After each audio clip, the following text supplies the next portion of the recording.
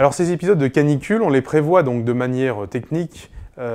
avec les prévisions issues des modèles météo classiques, c'est-à-dire les prévisions qui sont issues de ces simulations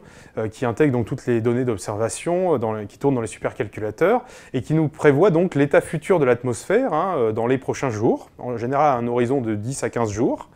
Et en fait, avec ces fameux modèles, qui sont les mêmes qu'on utilise pour prévoir les tempêtes, les autres phénomènes météo, en fait, on guette les situations dans lesquelles un anticyclone venu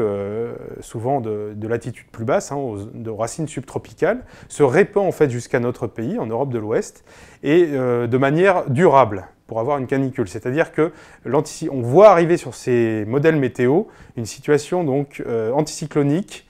avec de l'air très chaud qui remonte des pays du Sud.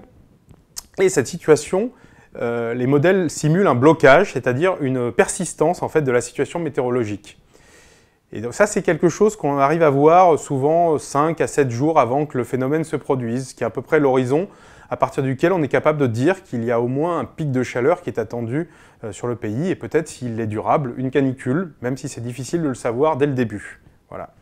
Après jour, en reconsultant ces mêmes modèles météorologiques, on voit si cette situation anticyclonique se confirme comme étant durable, pendant combien de temps, et on est capable d'en dire davantage sur la durée estimée du phénomène.